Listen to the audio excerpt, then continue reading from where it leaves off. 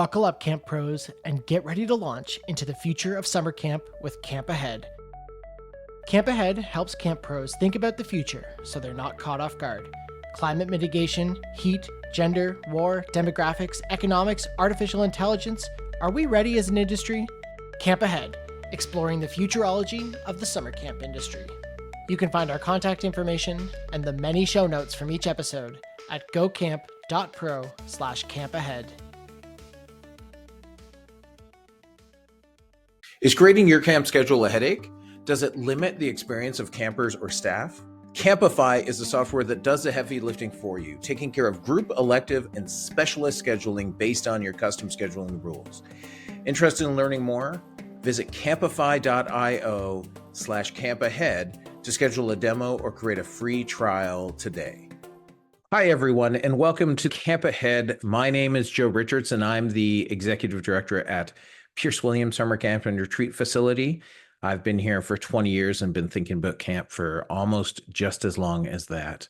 Hey there, I'm Jess Roberts. I'm the Executive Director of Episcopal Camps and Conference Centers, which is a network of over 100 Episcopal camp, conference centers, retreat centers, and farms across the entire world. And I've been doing and talking camp for 20 years plus. Hi, everybody. My name is KJ Williams. I am the Chief Program Officer and Camp Director at Phantom Lake YMCA Camp in Mugwanago, Wisconsin. We are the oldest YMCA camp in the country, and I've been in the camp realm in some capacity for probably about the last 10 to 12 years. Let's talk about Camp Futures, people. So if you're new to this podcast as a listener, you can listen to this. We're not going to say no, but there would be an episode before this. We're talking about the book. A lot of the ideas we're talking about come from the book Imaginable by Jane McGonigal. And the idea of the importance of thinking about the future so that it helps us be better prepared when things happen. That's as much of a recap as I'm going to do. Does that essentially give people a solid... KJ, how would you recap what we talked about if you can remember? Yeah, I think we just had an intro of the ideas and concept of the book as a whole and really focusing on what we're going to talk about going forward and what going forward means for the camp industry. Correct. I think we covered mental time travel. Yes. As a big thing, the idea that to put ourselves out there. And what else? My notes talked about mental time travel and how it applies to us. And then the basics of scenario planning. And today we're going to go into a few more of those things. So does one of you want to talk about what your concept of scenario planning is to give people a bit of a refresh? I think that scenario planning is kind of taking a look at things that can happen and how we react to them in a very sort of basic piece. And I can sit here and go, in my life, I have 2 kids. So like if I'm scenario planning, I got to pick up both my kids today from school because my wife has to work and she's not coming home before she has another meeting later. So I know that I have to do things a little bit differently than a typical day today, right? So that's a basic today kind of plan. And then there are plans in life where you're looking at next week. Well, it looks pretty similar to this week. And then you're looking at, well, what about a year from now? What do things look like? And that's when things start to get a little interesting because you're getting outside of your routine, outside of the typical things, because lots of things can happen in a year. And we know that a lot of things will be changing, especially in the United States in the next year. And so we have to look at what are the possibilities of things that could happen. Anything to add there, KJ?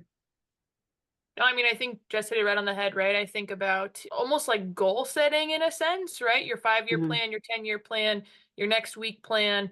And in order to achieve those goals, like we're planning for the potential scenarios or the potential possibilities that will happen in that time. I think one of the big things for me is that we're thinking even farther down from 1 year or 2 years. Oh, yeah. So I know that you Americans are thinking about the next 4 years and how that relates to who you are, where you are, whatever side of whatever aisle people are on. The next 4 years are the next 4 years. I look at the scenario planning as this idea that when you're looking 10 years out, it's almost impossible to predict things to any certainty. And we're not trying to predict the future. We're just trying to imagine a future that we want or that might arrive. And then we walk people, the scenarios, and the community will walk people through those scenarios so that we can at least practice with our minds about how we might react if those things happened. And a lot of that is driven by the forces that are shaping this future. So identifying key drivers and uncertainty was the sort of title that this episode had in the planning document. So let's talk about some of the key drivers. So what are some possible things that will affect your camp 10 years from now? I think the first one that jumps out, and this is probably on a lot of people's minds, is economic. And within that, I think of like cost of operations, rising labor costs, food, insurance, and we all know that insurance has made huge increases across the board when it comes to property insurance and energy. What is energy going to look like cost in the future? Other economic things I think about are like funding and grants. Will those be available? Will there be more? Will there be less? And then, yeah, I mean, so economic was a big jump off point for me as one of them. Yeah, my first thought was just staff and everything that has to do with staff, right? Recruiting, Yeah. retention, mental health, pay, housing. I mean, and I think that's an issue that a lot of us are already focusing pretty heavily on. And if you're not, you should be. The staff world is changing drastically as the generations change, as the kids are changing, as the world is changing. So I think a lot about how we're going to continue to retain staff and take care of them. Yeah, that's a really good point. In 10 years from now, it's really hard to imagine. So what is a child born? So 10 years from now, so we're recording this on the Wednesday, the 20th of November, 2024. So 10 years from now is the 20th of November, 2034. So for me, staff need to be 16, which means that my staff would have been born in 2018. Like I could hire staff who are born in 2018, 10 years from now. And I don't even know what generation that is. Like what is that alpha? Is that alpha? I think I don't know. How old are, not that you need to share, but think about the age of your own kids, right? Like, and are they going to be camp staff in 10 years, right? Is the key. And how are we going to train them? And how are we going to even be able to keep up with the economics of what the money they will need to live, like our model of how camp works? I think a lot about the idea when I think key drivers, environmental comes a lot to mind because the next 10 years also play a huge role in our challenge with climate change and with changing things. Whether or not somebody believes in climate change, things are changing, right? Like, so it's getting hotter. You're going to have potentially in the next 10 years, you're going to have sections of the world where people can't live nearly as comfortably as they are. Even our own campers at our own camps might not be able to, like, think about a camp in Texas that has 110 degree heat now. Right. Let's say it only goes up by 2 degrees in 10 years on average for those hot months. That is still ridiculously warm. And how do we adjust for those things? Climate. Sorry. No, go ahead. KJ, what do you got? Yeah, go ahead. No, I was just going off of that same point too, Joe's, right? Like we're already seeing the effects of these hurricanes that are coming through, these tornadoes that are coming through. Like that's going to be probably more common, right? As climate change advances and continues to go on. Yeah, and I'm really worried about what that's going to look like for some of these camps in Tornado Alley or Florida or the Carolinas. What is that going to look like, right? Right. And then adding in states or places in the world, not just the United States, that don't have or haven't had bigger storms. And we sort of talked about that in our last episode about North Carolina, places that have never had a storm like that before. I think we're going to see that more in other places that aren't used to it.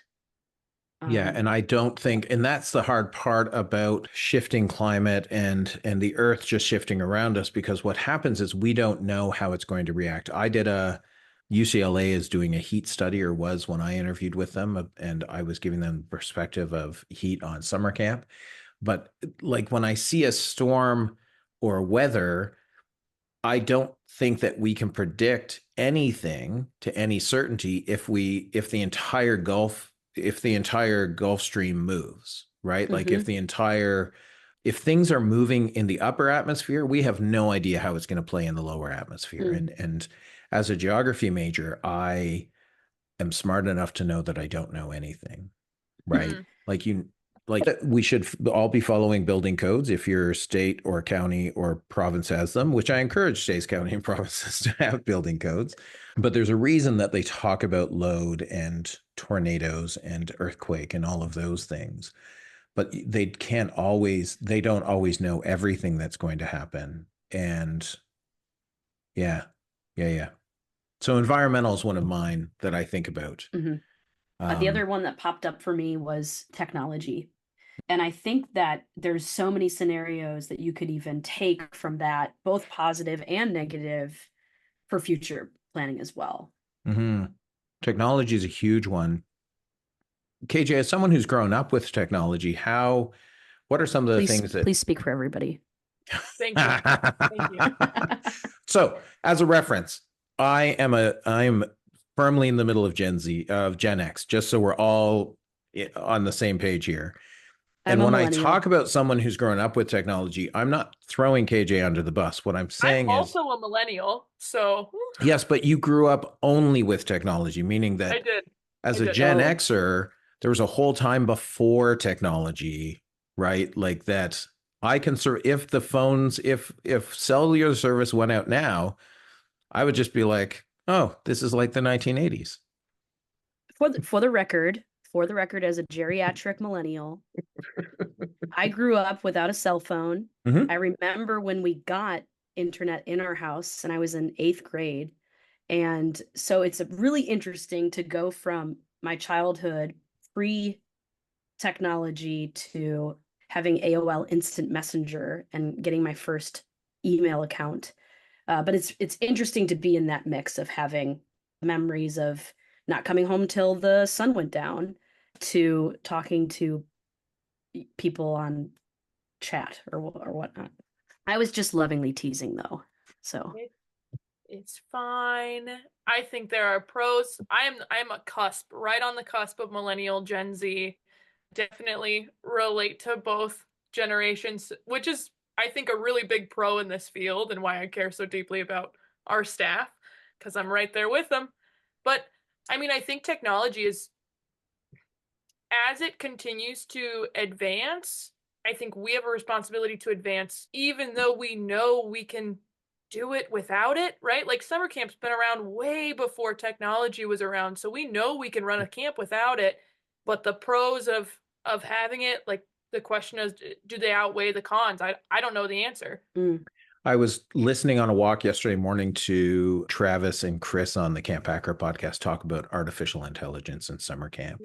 And I wanted to break into the conversation because I'd been a co-host on that podcast for so long. I was like, oh, you guys haven't thought about this aspect. I came in from that walk and I went to a whiteboard that's in our boardroom here that everybody walks through. And I just made a list of the things that we can do or that could be affected by artificial intelligence within camp. And it's a list of like, they were talking about how you could have AI create scenarios for you for your scenario walkthroughs with staff. And I was like, oh, you missed the component that what you should do is upload all of your incident reports to artificial intelligence. So everything that caused someone to write an incident report and then have it create the scenarios based on those incidents. Ooh, right? Yes, love it. That's huge because those are the big things. Those are the things that you're like, hey, we need to stop these things from happening. And it's a fascinating, and I think technology is one of those things that 10 years ago, so 2014, we were just moving into cloud-based things, right? Like technology wasn't good enough to have solely a Google Drive or solely this. People still stored a whole bunch of stuff on the computer, and APIs, application protocol interfaces, where two programs can talk to each other, didn't exist 10 years ago in the same sense that they do now. Somebody might argue that they did exist. I'm not here to argue that. I'm just saying in the same sense that they do now, where I can have I can have two programs talk to each other and pull data and correlate that data. There's also this idea of, so technology is a great one.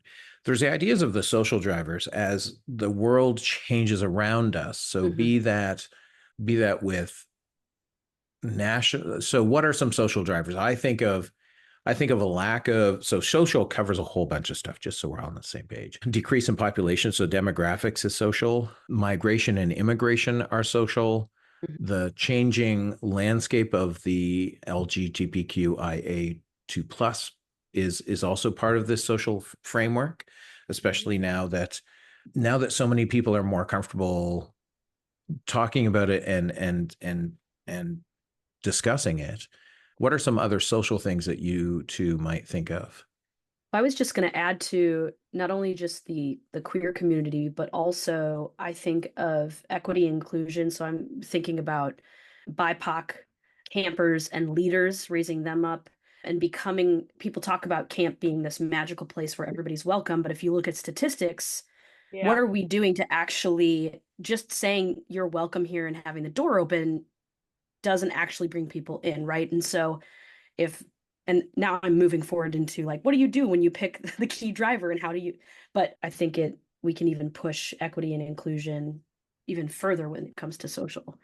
I mean, my big thought was mental health. I mean, we already see this now, right? We already see it in a post-pandemic world. We saw it in a pre-pandemic world too, but it's advancing, I think, in the post-pandemic world, and it's becoming less stigmatized. So people are talking about it more. And I think that's only going to continue to increase as we move forward. Do you think that, like, and that's the thing, this is where my mind goes to a future that we can't predict.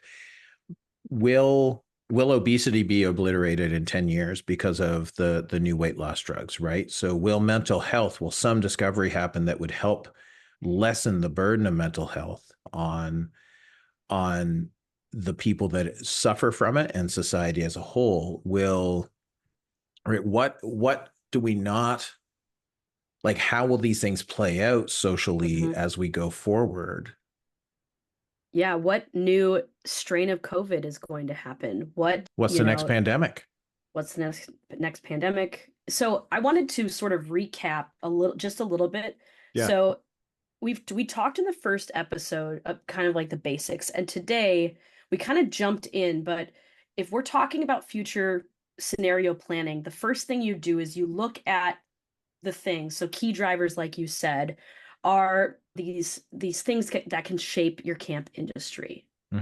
So when you're thinking about what can shape your camp specifically, so that's when we started coming up with these ideas of like economic, environmental, social, technology. So what we're doing now is we're just spitballing ideas of things that came to our mind that could affect the future of our camps. And so from there, we made this list. And so if you at home are kind of listening, you could start thinking about this in the same way in your own, even if it's not a camp, in your own nonprofit or your own place. So just to kind of like see where we're going to be going with this, you've got your key drivers, and then we move into the next phase of it. And I think it's important to note, like, we don't know the answers. We have no idea, right? And I'm sitting here and I'm like, man, I wish I knew the answers to all of these things, but we have no idea. And so I think another purpose and goal of this podcast and this conversation is to just have that conversation and bounce off of each other and work together, like the camp community is really good at doing, to do this scenario planning and come up with ideas or concepts even. Yeah, and I love that. Yeah. I think it's a really important point, KJ, the fact that, like, when you read, if I would recommend people to read the book or listen to the book, one of the things that is covered is this idea that we're not predicting a future, we're imagining a future. And then you can start to shape the future you want to come true. So your own camp can start to do things that help it get to a future that you see your camp at. Now, there are we threw out a whole bunch of stuff there at the beginning, right? Like, and there's other uncertainties, things like regulatory changes and behavioral shifts. And as we mentioned, technology disruptions. Like, these are things that are going to happen that we can't there's no predicting. And I want to make sure people are really clear on this, that we're not predicting anything. We're just trying to help people understand that these things are possible and how to help their mind react as we go forward. Does that make sense? Yeah. Yeah, absolutely. Hmm. I think as camp people, we're really creative, and this is a process that I think like not only helps you use your creative mind, but also you start to think about things being possible. Not every future scenario is negative. And Mhm. I think sometimes we jump to the negative, but what happens if the next day someone passes away and gives a gift to your camp of $500,000? How do you plan for that? What do you do with it? Because there's a lot of decisions that need to be made. And wouldn't it be great if you sort of had already thought basically about that? Even if it's a dream, you're like, oh, well, have time to dream. It's a It's great huge. opportunity. And I think that a lot of people have a dystopian view of the future, right? That it can go bad. But just as well, it can go good, right? This is the idea of pronoia versus paranoia, Mm. right? The idea that the universe is putting you in the exact right place that you're supposed to be at this moment and has given you all the resources to do what you're supposed to do. Mm. That is pronoia. And it's a fascinating way to live your life, because I didn't know that that's what I was doing, but that's what I've always done. It's sort of been like, well, I'm here and I might as well just like make the best of what I have. And Penn and Teller, if you're young, Penn and Teller are two magicians in Vegas. No, because I've asked my staff. You gave me a look. I've seen Penn and Teller. If you're not, what? Yeah, exactly. KJ has no idea who I'm talking about. No idea.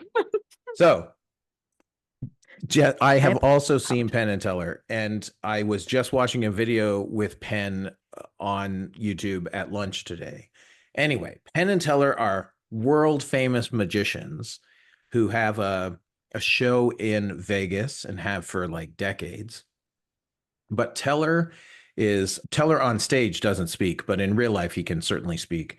But the quote, and I'm paraphrasing, is that for the most part, he has set his life up. He talks about a happiness horizon, right? Like where horizon is, and everything above that is happiness, and everything below that is sadness. And he's like, I've just set my horizon at the correct line where most of my life is happy. And I think for future scenario, when we're thinking and imagining things, and that's why the name of the book is Imaginable, right? When we're thinking that, what we're trying to do is to help us, because hey, let's get this straight. I'm not I'm not doing this for the people out there. I'm doing this for me. And I've gathered a couple of people, and we'll create a community around this to help me understand more, because we teach best what we need to learn most. Right. Is a phrasing that I've often heard. And I need to understand this. And I need to think about Pierce Williams in 10 years from now and how things, so the day I retire, right? Like, what's that look like if that's 10 years from now? Which is close, but yeah, it's fascinating. Summer camp directors, listen up. What if I told you there was a magical tool that could transform your camp scheduling chaos into a breeze? Introducing Campify, a camp scheduling platform making scheduling as fun as camp itself. Before you hit skip, hear us out. Campify isn't just another app, it's your new secret weapon to conquer scheduling chaos. Camps across North America wish they tried it sooner, and none would ever go back to scheduling the old-fashioned way. Every camp is unique and it has its own special quirks. Campify gets that, and it works and thinks for you. It builds schedules based on rules that you set, and Campify offers much more than group scheduling. Campify's elective module gives campers personalized schedules. Say goodbye to last-minute changes causing scrambling and confusion. Campify's staff mobile app updates schedules in real time. Your time is valuable. Let Campify save you hours and make the scheduling effortless.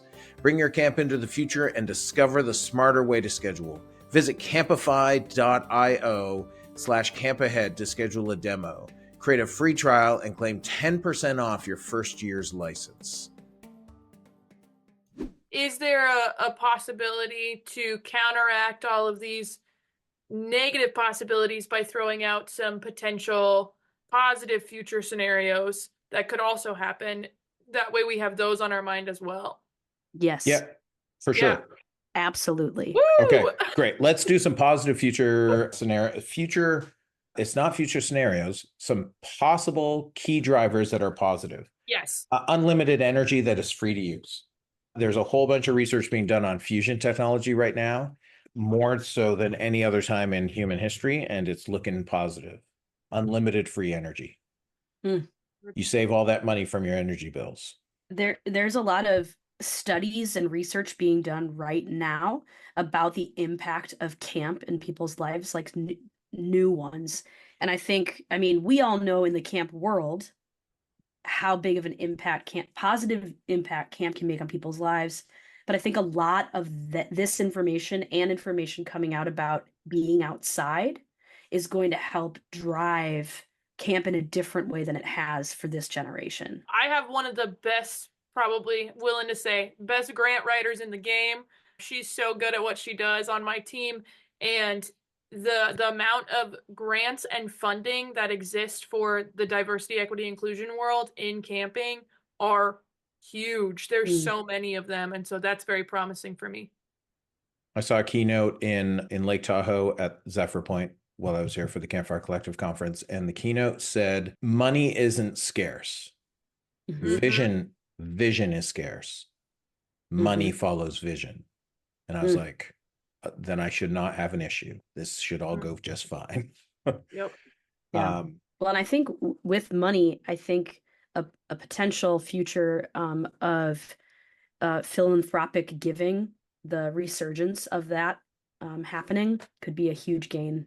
Well, and I think the idea of, I saw an illustration this morning about what is the difference between a million, a billion, and a trillion. And I'm like, a billionaire could give me $1 million and not even notice it was missing, right? Like that's the reality. And I think that if something like Warren Buffett and the billionaires' commitment to give away their wealth, right? If we figure out how to tap into those and get that to the people who need it, I think that's another positive thing that could shape all of our futures.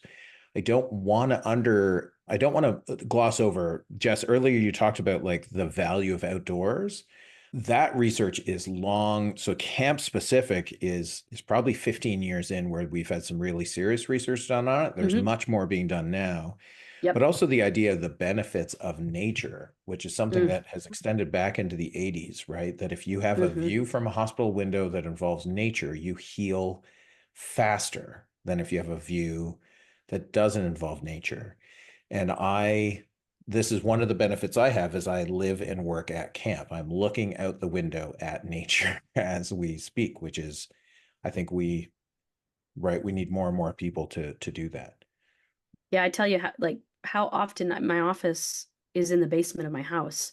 How often I leave my house to go work because, I mean, I live in Chicago, so there's actually a ton of nature, but I have to get creative.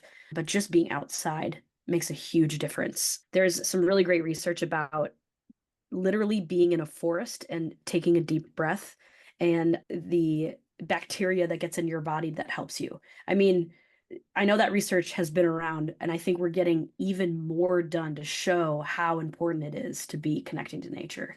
It's the idea of forest bathing, which is a Japanese practice that doctors, if you haven't heard of forest bathing, we are not naked when we do forest bathing. In your own private world, you could be, that's your own thing.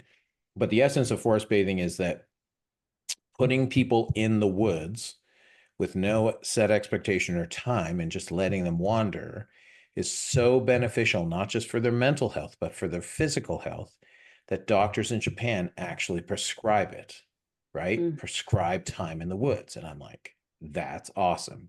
And reminds me why I should go walking in our woods more. Oh, I love that. One of the other things I was thinking is a shift towards experiential learning. So I've noticed a lot more forestry schools and those kind of values of doing things sort of outside and like hands-on in nature. And they've been doing those around the world for years.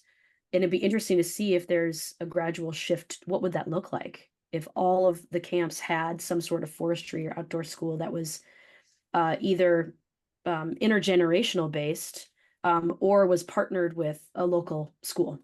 Are these positive enough for you, KJ? Yeah, these are great. I'm just taking it all in. I think the biggest factor is community, right? I think that our generations, I think people in general, I think kids like are striving for community. I think in the post election world in the US, like people are striving for community, and camp does that, if probably the best, right? Out of many organizations. And I think from a perspective of community, it's also that learning from people who and cultures that already get this, right? So we have started a journey to build a relationship with a local Indigenous group who is using our facility. And we've offered it at no cost to them because that's the least I can do. I don't know, right? Like, I'm like, great, it's in December. I'm not going to make money that week anyway.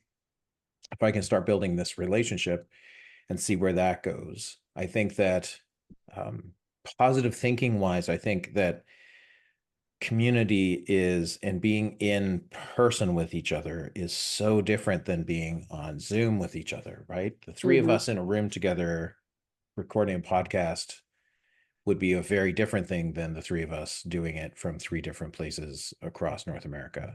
So there is lots of positive. Anything else on that? Sense of hope, everyone. I appreciate it. I think too, like when you are doing future scenario planning for whatever it is, you should do a mix of both, and things that might have positive and might have challenging things that come up for you. Well, and this is the key. Like when you look at environment, it's getting warmer for us, which is great, right? Maybe no snow. I might like no snow. I love snow. And I'm not saying I don't like snow, but it's this idea of how you go about looking at, and this is pronoia versus No, I paranoia, hear you. right? Like Yeah. how you go about, but it is all the view of the glass. Is it half full or is the glass half empty? Those are the things. As we work through identifying key drivers and uncertainties, there's a lot. And once again, I think KJ, you helped with this, right? That the uncertainty and the key drivers don't have to be negative. Those are just things that are going to shape a future that we want. So when we imagine 10 years out and when we get into developing scenarios in the next episode, we need to take all of these things into account, because what is the future you want to see for your own camp, right? What is 10 years out?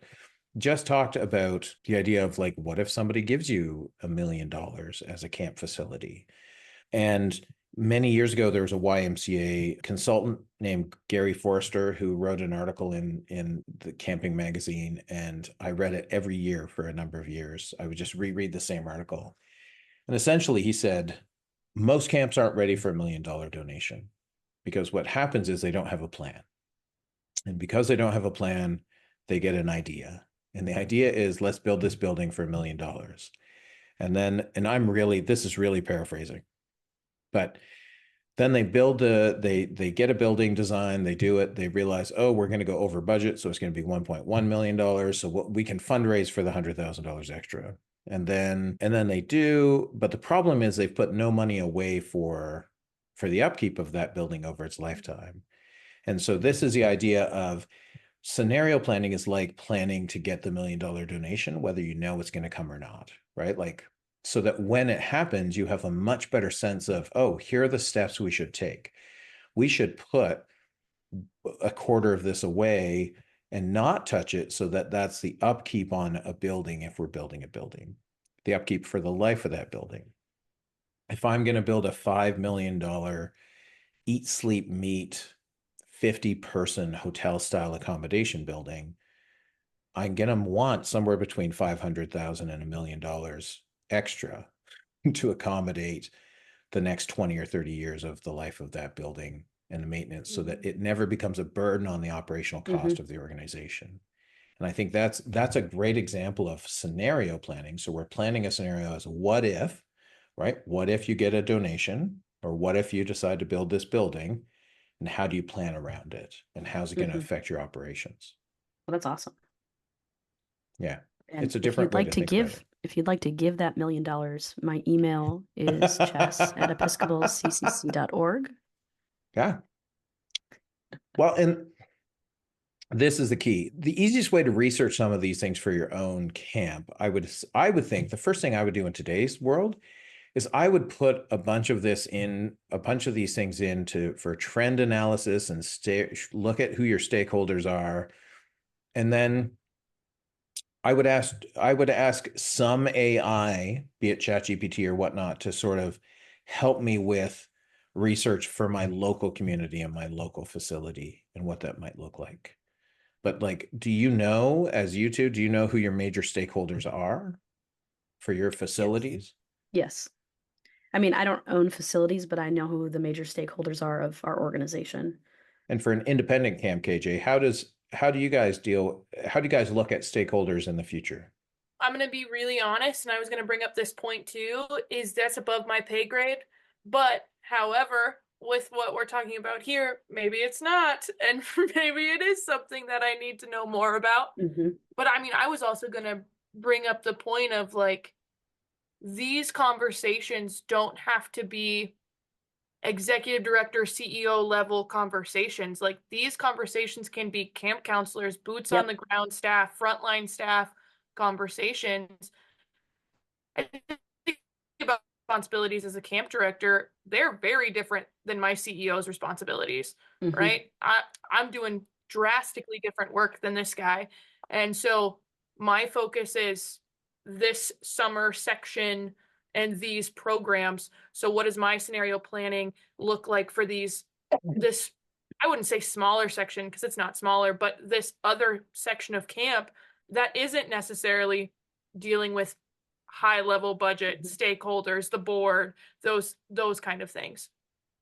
While you were talking, I was thinking, well, maybe KJ, even for you, part of it is like if you were making a future scenario where you do run the camp, what are the things that you would want to do to get to be able to to know what to do with $1 million gift, right? So it's like, oh, relationship building. How does that work? Right. Because you already, I'm sure, do this with parents and families and staff.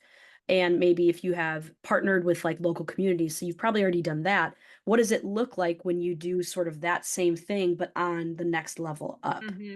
Right? Because it's very similar in a sense, but a lot of it is knowing who are the major stakeholders, right, and how do I get introduced to them, or who connects me, and then what does that look like, right? And how do you start those relationships now when you're in your position? Because 10 years from now, when you might be in a very different position, then you're ready for the strange questions or the big gifts or the right. And the thing with scenario planning and with different levels, you can play once we've created something, we can play it with all levels because you're going to get different things back from different people, right? They're going to think about how it relates to them differently. If we had, I was thinking about it today, the sun, as I'm looking, the sun has come out finally. It was foggy here all day up until like 20 minutes ago. And I was thinking, oh, is this what a 10-year winter looks like? Which is a scenario that I've started to play through with Jane McGonigal and that. So the idea that you cloud over the earth to reduce the temperature, but it produces a 10-year winter where your low on any given day becomes the high, right? So if my low today was going to be, I'm going to talk in Celsius because I'm Canadian, but if my low today was 0 degrees, which to help everyone is freezing, so 32 for our people who haven't caught on to the easiness of Celsius. And if my low was that, and the low would be, let's say 10 degrees lower, right? So -10 for me, or 23 for you people, right? Like, and a 10-year winter, I was like, oh, is this what it would be like if we had no sun for 10 years? Like, would it just look like this? Like, would it be foggy? Would it be, would it be that same idea? And I think that you're going to get different things for whatever scenarios we decide to play out or to expand on. Every level of your camp, from camper to counselor to programmer to summer leadership team, to permanent staff, to executive directors, to board members, I think you're going to get very different viewpoints about how those scenarios will affect their own camp. Yeah. And sort of to kind of put some of this together. So today, like we came up with a huge list of key drivers, right? And those kind of spoked out into some other ones as well, because there are so many. And so on our next episode, we're going to be kind of developing scenarios based on those and kind of look through how do you create a range of scenarios. So like best case, worst case, and something super random. I call it a buffalo. I love buffalo, wild card, whatever you want to call it. And then how do you build a narrative from there? Yeah, interesting. I love the idea, and I don't want to, I love, so when we're thinking about these things, we want to tilt, I would encourage everyone to tilt their own mind towards what your best case scenario is, right? How it affects your camp in the best case. You're also going to be thinking of worst case at the same time, right? Like that's just going to happen. And then what is the buffalo? What is the uncertainty that just you can't predict or you can't imagine? And if somebody throws it at you, it's fascinating. Any closing thoughts before we wrap up today's talk? I think it would be. Yeah, go ahead. I think it would be fun if we each picked a scenario to explore and it can be as serious as we want it to be, but just to kind of each of us take one and kind of spend some time on it each time and give an update of each one, even though we'll be exploring a lot of other ones. I think that might be kind of interesting. That's awesome. That's great. I mean, that goes really along with what I was going to say too, Jess, is I think it's important that it was very intentional, this group that was chosen for this podcast, because we all do very different things in our camp worlds. And I think it's important that we hit all those factors of camps, right? Joe had just said, starting with your like CITs and your counselors and your unit directors, all the way up to your board members. And as a board member, you better be thinking about your CITs, right? And as a camp director, you better be thinking about your board members. And so I think as we go through this scenario planning, us doing this scenario planning and strategic thinking in the levels and positions where we're at, I think that'll meet or help meet the needs of other camp professionals at the levels that they're at. So I mean, I think that's a great idea. Yeah. So I think what I love the idea of picking a scenario. So we all commit to this, picking a scenario for the next episode. And we can share these off in between this episode and the next one so that we're not picking the same thing. What I would highlight is that scenarios aren't specifically only about your camp. It's some larger thing and how it affects your camp and you as an individual. So a 10-year winter is a huge thing, but how does that affect camping? Your community not collecting garbage, that's a huge thing, but how does it affect your facility, right? So when we think of a scenario, we're thinking of something up here and then how it plays out down here, right? Because if we think too small, only a scenario to do with your own camp, then we're not getting that how it would be beneficial to other facilities as well. Yeah, I think that's super important. So pick a scenario to explore, big picture, and then we can talk about whether it works as a scenario or whether it doesn't, and how we see it going. Great. Yeah. I think that'll be really fun. And I also think too, if you and you're listening to this are thinking, I'm getting stuck even coming up with a key driver, call some people who either, are your go-to storyboard people or springboard people and sit down and just chat. I find in my own life that like thinking out processes with like a big board or something like that sometimes is really helpful. Like even with the three of us just sitting here, we threw out more and more ideas. It's kind of fun. And then instead of just one small group of scenarios you could pull from, you've got such a wide bowl. Yeah. I think next time I'll share, there's a tool that is a scenario planning artificial intelligence. scenario generating artificial intelligence. So Imaginable created the group Urgent Optimist, which has now gone through some shifts. But Urgent Optimist, they created a AI that you can put in two things and it'll create a scenario for you to think about. I'll share some of those with you too before the next episode, so then we can Cool. talk about those as well to see if that piques our interest or whatnot. Sounds That's good. fun. That sounds great. KJ, what is something you heard today that made you go, Is that our segment? Things that make you go, What makes you go, I think it was more of just a reminder for me to not get stuck in the spiraling and get stuck in the negative key factors, and to know that there are positive key factors and key drivers that exist. Awesome. Jess, anything that made you go, today? Many things. I think I audibly made the sound.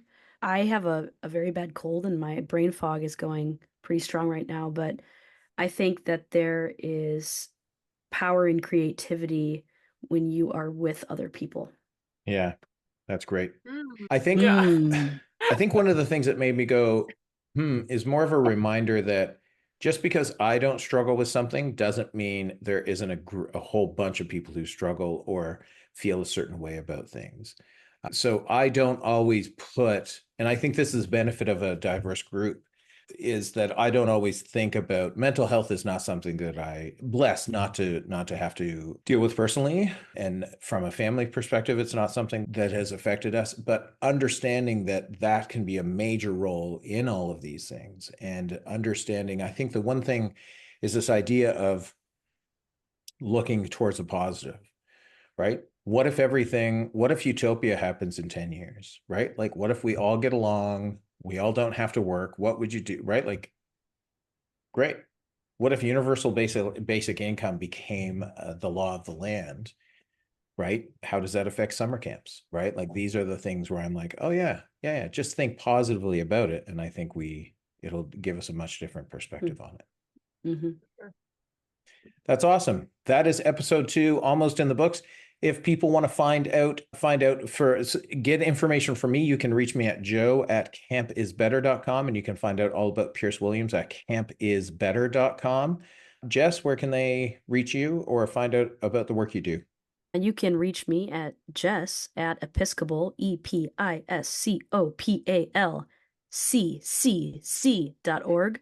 I'm on the internets. I'm on the Instagrams. Do you have any movies for viewing right now? Oh yeah, I am a filmmaker. I work with a film collective called Urban Pebble, and you can watch those. I directed an award-winning short film called A Stable Holiday, which is a comedy that's not making fun of, but making light of holiday films, we'll just say. Like Yes, it Hallmarky. is. I have watched it. Yes, it is. Sweet. KJ, where can We're people not- reach you? Yeah, you can email me at kj@phantomlakeymca.org, and you can find us on all the socials. Phantom Lake YMCA Camp, phantomlakeymca.org is our website, and we're everywhere on the socials. That's and awesome. I did not recently make a film, but that is pretty sweet, and I will be watching it. Well, that is awesome. Thanks everybody for listening. And until the next episode, stay safe. All right, bye everybody. Goodbye. Thanks for listening to Camp Ahead, exploring the futurology of the summer camp industry. Don't forget to check out our contact information and show notes at gocamp.pro/campahead. Camp Ahead is part of the Go Camp Pro podcast network. Find a podcast for camp pros of every age and stage at gocamp.pro/podcast.